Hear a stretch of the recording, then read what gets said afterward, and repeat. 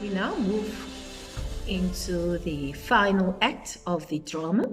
In the previous act, Hamlet had sent letters to Claudius informing him of his intention to meet with him. He referred to him as high and mighty. He was extremely sarcastic, and he said he was let loose naked on your country. So there is the suggestion then that Hamlet is ready for combat with Claudius and has challenged him. We also know that Claudius has then indeed plotted against Hamlet to ensure that he dies during the duel with Laertes.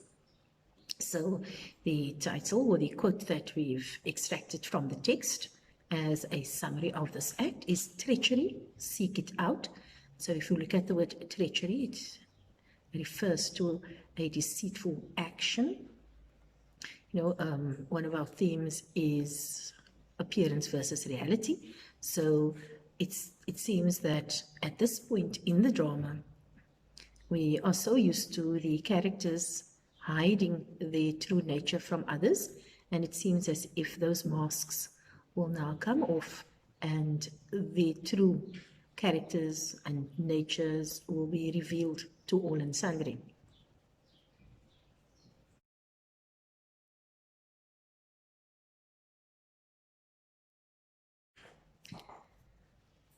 We now come to Act 5, Scene 1. We know that in the preceding act, there has been a confrontation between Laertes and Claudius has now elicited help from Laertes so that he can kill Hamlet. We also know that Hamlet had sent Claudius some letters informing him that he was let loose naked on his land, and he calls him high and mighty quite sarcastically. So these two gentlemen know that their inevitable confrontation is going to follow. In this particular act, it does. So where is it set? It is set in Denmark, close to the castle. It's in a cemetery and there's a newly dug grave. The fact that this act starts in a cemetery foreshadows the ensuing tragic deaths in the rest of the act.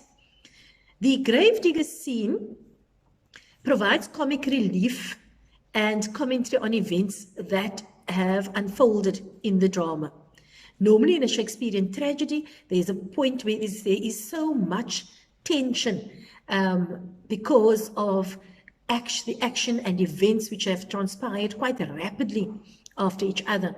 And so to release some of the tension, the playwright then introduces a light-hearted scene.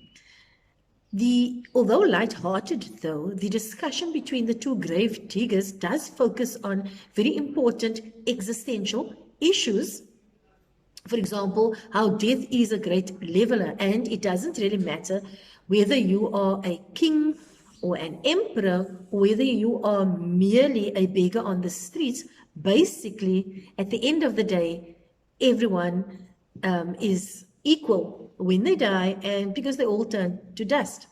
They also question the social hierarchy that exists in Denmark, because they realize that the only reason that this young woman is receiving a Christian burial is because she was somehow affiliated to the royal house, and therefore as a noble woman she is given preferential treatment, and they find that this is quite unfair.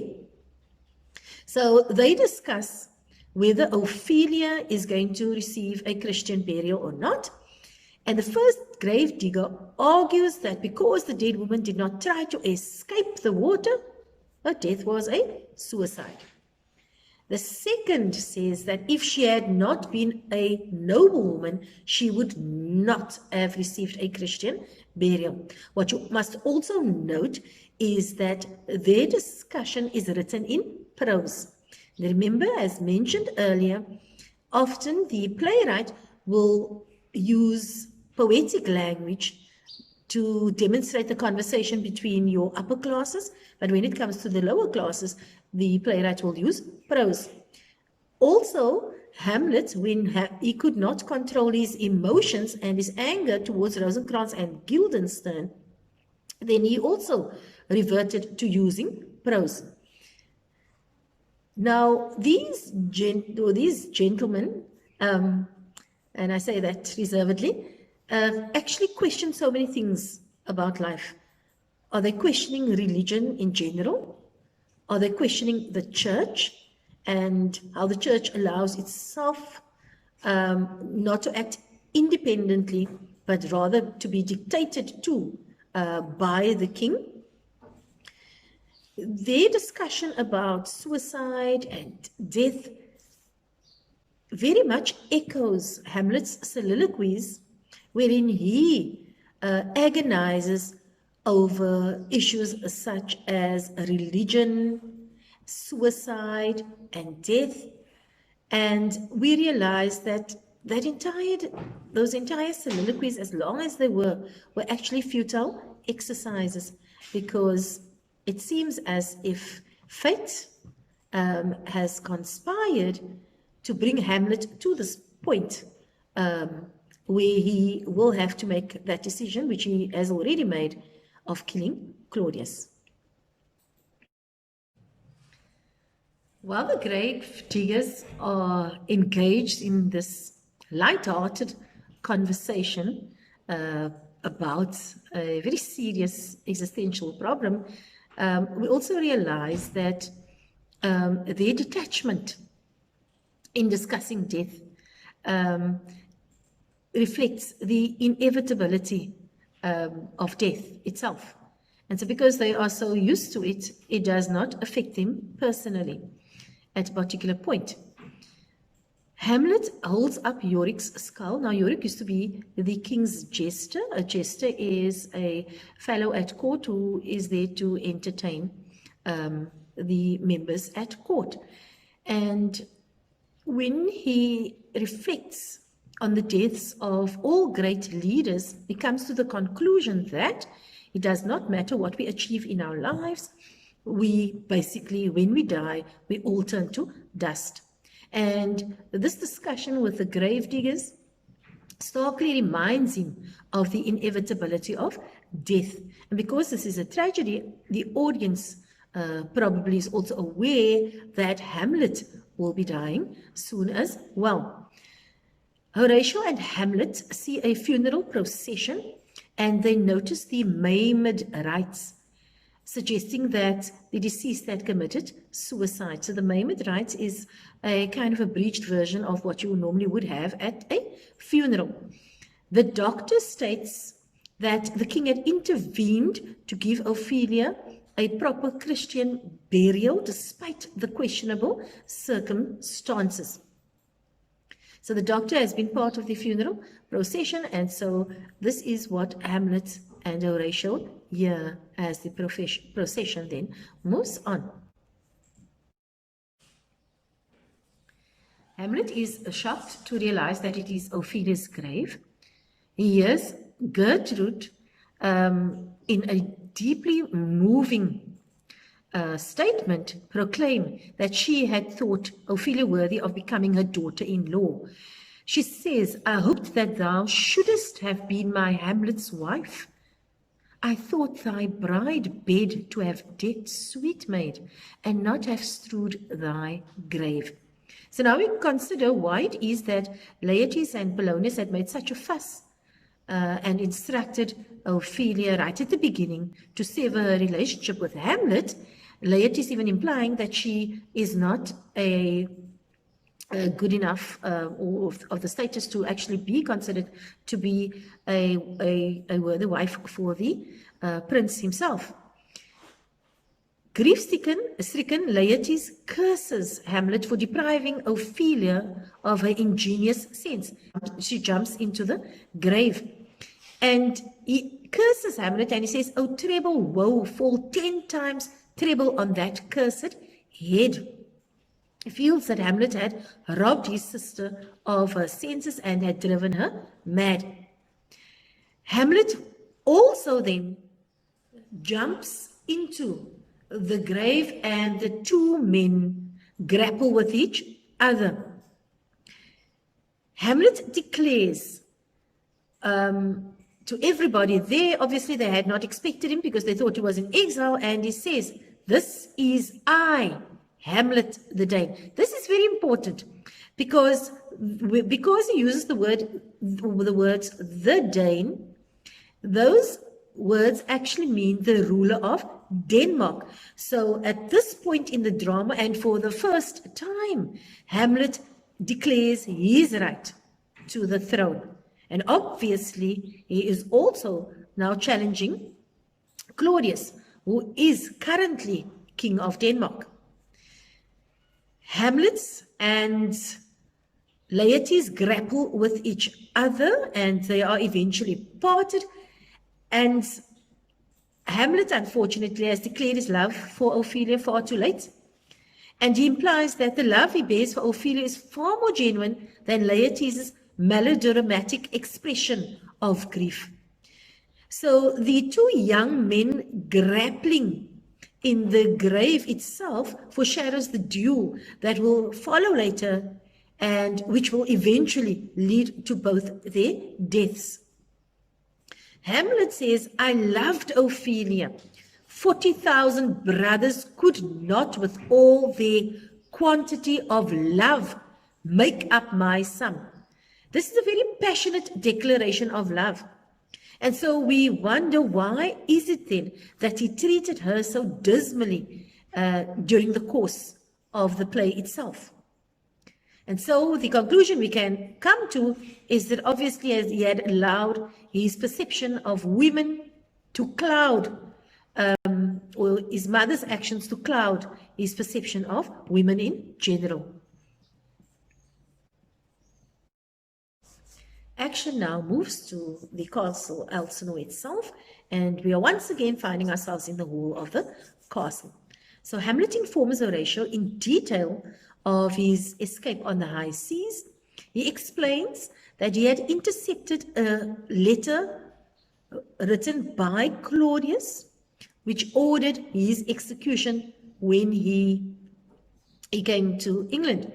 He then had intercepted the letters and had rewritten the letter ordering the deaths of his companions, Rosencrantz and Guildenstern. He then sealed the letter with his father's signet. You know, the kings of old would wear a ring with a particular emblem on, dip it in wax, and then they would close whatever correspondence it is. At this point, Hamlet displays absolutely no revenge for Rosencrantz and Guildenstern's death.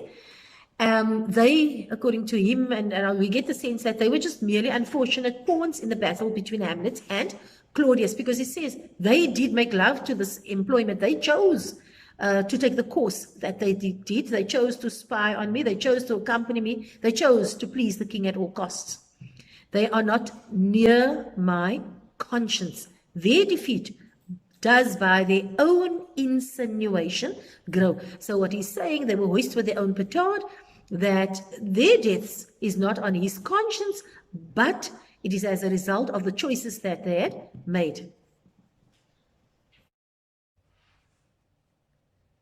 While Horatio and Hamlet are engaged in a conversation about the fate of Rosencrantz and Guildenstern, young Osric, a courtier, somebody at court, announces that Claudius has wagered that Hamlet can defeat Laertes in a battle. And he says that the choice of weapons is the rapier and the dagger. It is important that the playwright introduces once again a type of hypocritical character whom Hamlet despises.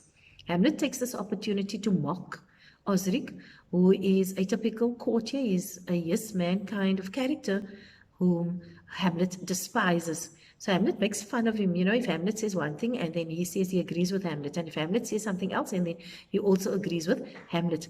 So this is almost he's almost the kind of comical figure that the other yes man who has died, namely Polonius, also represented at the beginning of the drama. So Hamlet agrees to the duel, and obviously, as mentioned before, this is not a duel to the death, it is merely for sport. Note the use of dramatic irony. The audience, we are aware that Hamlet's death is virtually inescapable because of the collusion between Claudius and Laertes. However, Hamlet is not aware that there has been any collusion between Laertes and Claudius. The duel that has been arranged is one which will eventually lead to Hamlet's death.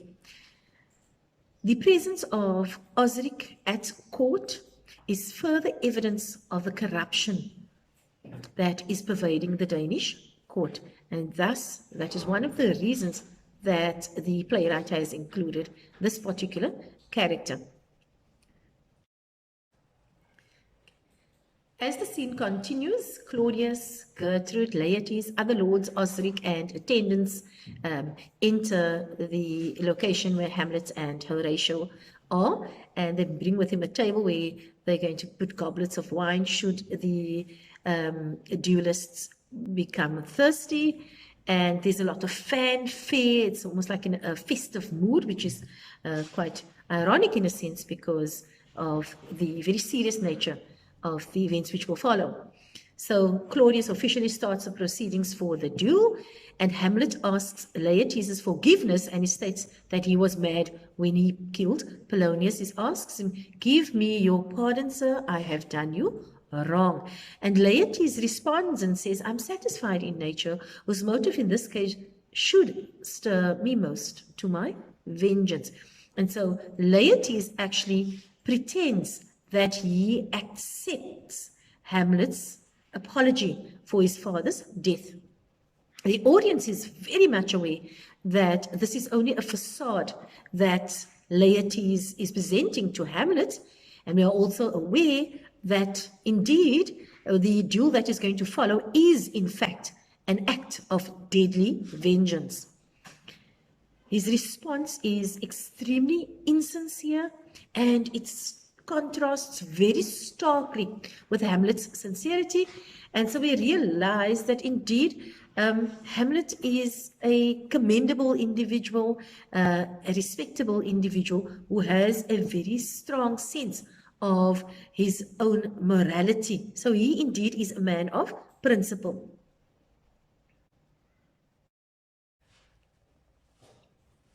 The duel then begins in earnest. Note that Hamlet thinks that it is basically just for sport, whereas the audience is very much aware that for Laertes, it is a duel to the death, and not his death, but Hamlet's death.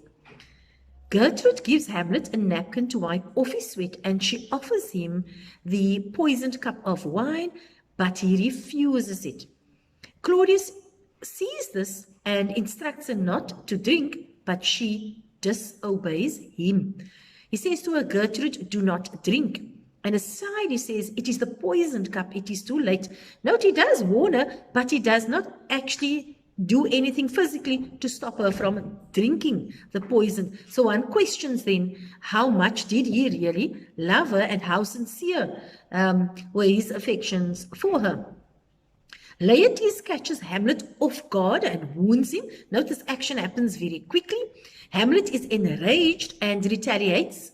They scuffle, and they end up exchanging swords. So Hamlet's sword ends up in Laertes' hands, and Laertes' sword ends up in Hamlet's hands, and Laertes' sword does not have a foil. Hamlet then wounds Laertes with the poisoned sword. So both the young men have now been wounded by the same sword. We remember it is a naked tip, and it has been dipped in poison. Hamlet is absolutely angry, and that is why they scuffle, because the agreement had been that it was going to be for sport only, and that the tips of the swords would then be covered with a foil to prevent any injury. There is confusion, as no one was supposed to have been injured, and it is Horatio who says they bleed on both sides. How is it, my lord? Because he's confused, since it should have been a friendly duel. Laertes falls then after Gertrude falls down and acknowledges his guilt, and before Gertrude dies, she reveals that the drink had been poisoned. At this point, Laertes asks Hamlet for forgiveness, and he says, "I am justly killed with mine own treachery." Remember the expression, hoist with his own petard, and so Laertes too has now been killed because his own plans have backfired.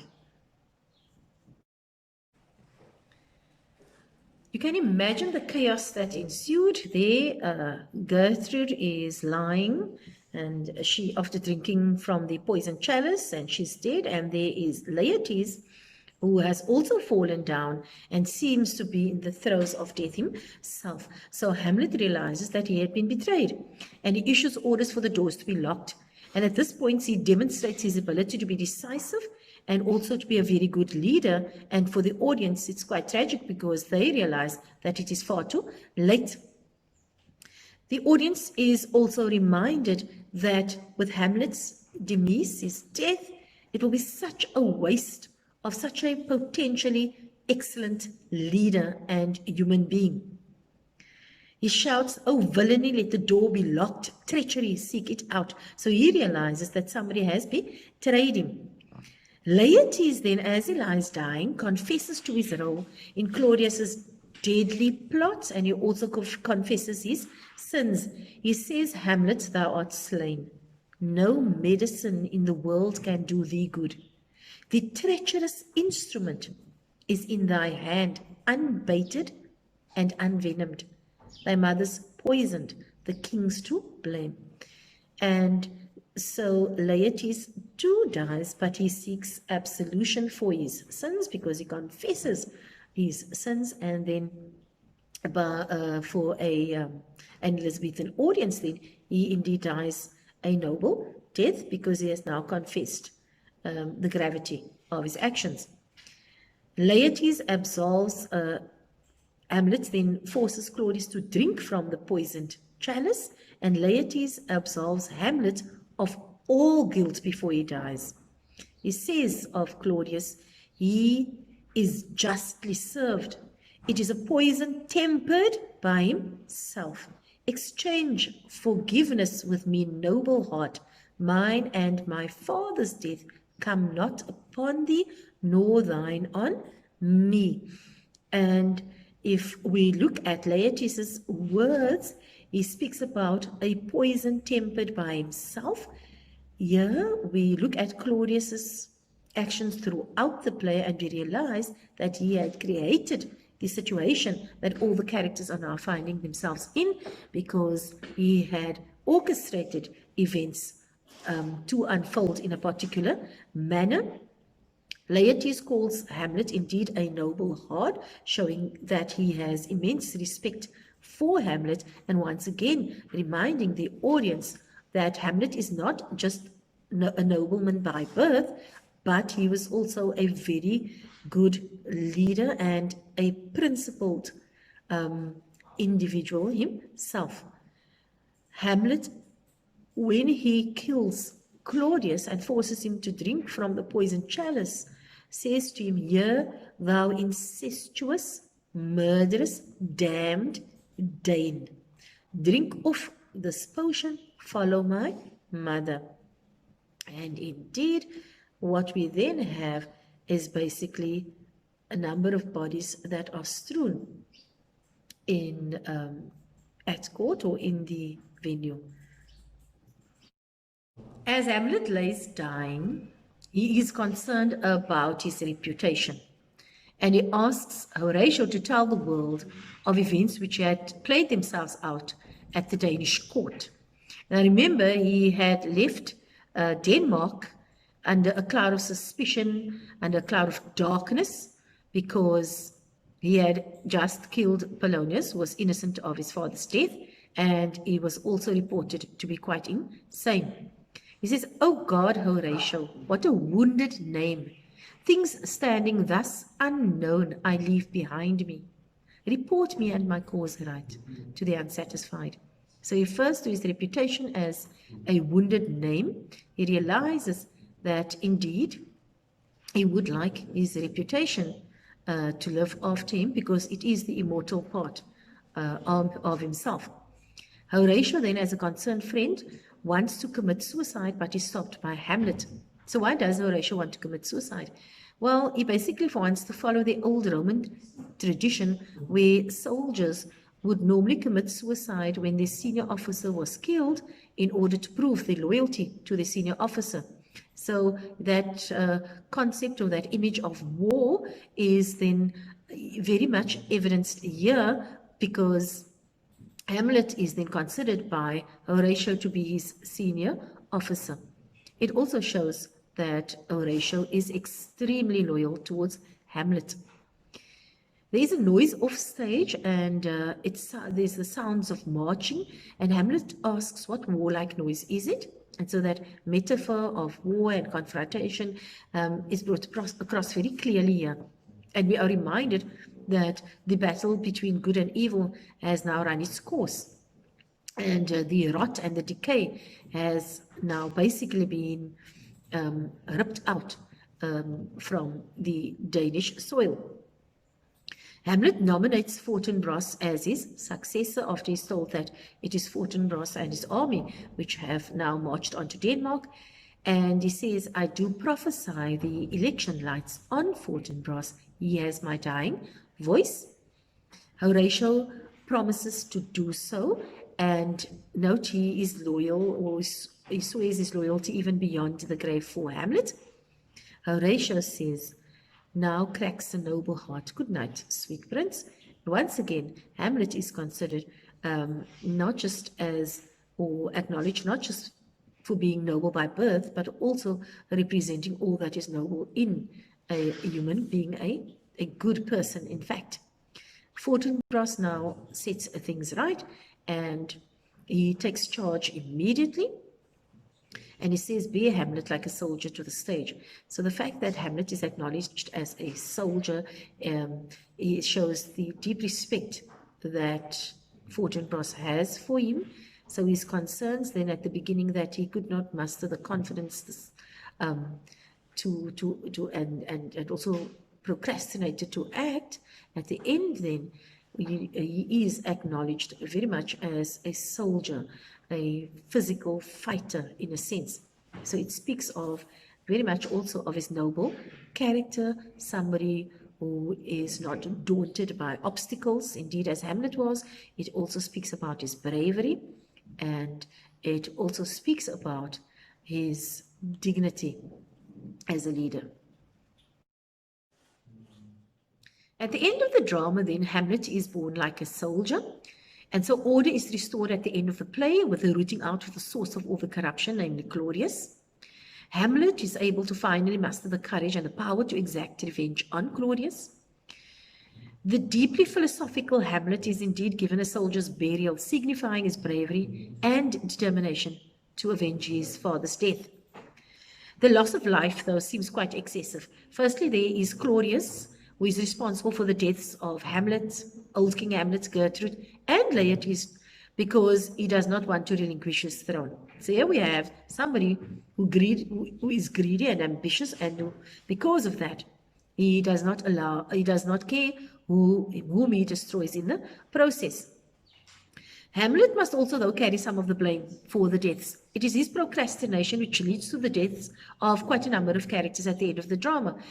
If he had indeed killed Claudius when he had the opportunity to do so while he was praying, then events would not have unfolded as tragically as they have. And so finally, there is the implication that Denmark will finally have a capable leader in Fortinbras. Even though he is from an enemy country, he has proven himself to be quite logical, and he also recognizes Hamlet's greatness by offering him a soldier's burial. And so we come to the end of the drama, and you can consider how it is that you view Hamlet.